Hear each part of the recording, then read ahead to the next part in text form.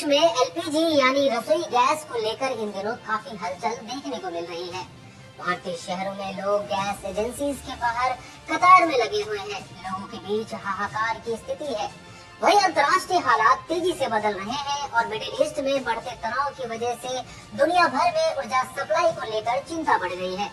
ऐसे माहौल में भारत सरकार ने भी एहतियातन अपने कदम तेज कर दिए हैं।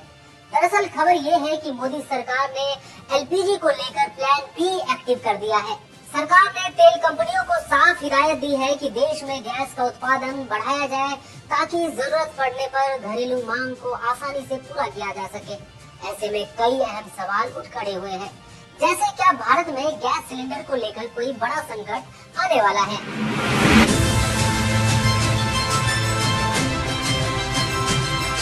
क्या दुनिया के बढ़ते तनाव का असर अब सीधे आपकी रसोई तक पहुंच सकता है? मोदी सरकार के प्लान बी के तहत क्या सब किया जाए? वैश्विक स्तर पर ऊर्जा बाजार में अनिश्चितता ने कई देशों की चिंता बढ़ा दी है। भविष्य में अंतर्राष्ट्रीय बाजार में गैस की सप्लाई में रुकावट आती है या कीमतों में अचानक उछाल आता है, तो भी भारत के पास वैकल्पिक इंतजाम मौजूद रहेगा। प्लान बी के तहत सबसे पहले तो देश में एलपीजी का घरेलू उत्पादन बढ़ाने पर जोर दिया जा रहा है। तेल और गैस कंपनियों को साफ तौर पर निर्देश दिए गए हैं कि गैस का उत्पादन बढ़ाया जाए और देश के अंदर उपलब्ध संसाधनों का पूरा इस्तेमाल किया जाए। लेकिन सिर्फ घरेलू उत्पादन ही नहीं, विदेशों से सप्लाई को लेकर भी सरकार ने कमर कस ली है।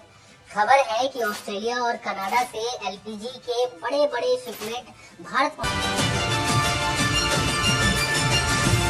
गौरतलब है कि भारत में एलएनजी की सोर्सिंग में कतर 42.22% के साथ सबसे ऊपर है। उसके बाद अमेरिका 18.5%, यूएई 11.11%, अंगोला 7.07% और नाइजीरिया 5.18% का स्थान आता है और लगभग 15% दूसरे स्रोतों से आता है। एलपीजी मिक्स को लेकर खासतौर पर खाड़ी देशों पर ही निर्भरता है, जिसमें यूएई और कतर सामूहिक रूप से आयात का 62% से ज्यादा आपूर्ति करते हैं।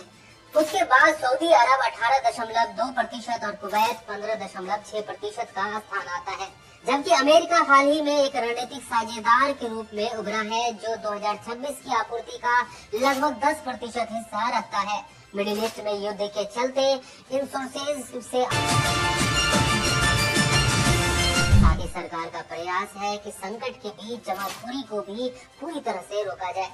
सरकार का फोकस इस बात को लेकर भी है कि रसोई गैस को लेकर अफवाहबाजी से पैदा किए जा रहे पैनिक सिचुएशन पर भी को मजबूत करने की दिशा में एक बड़ा कदम मानी जा रही है।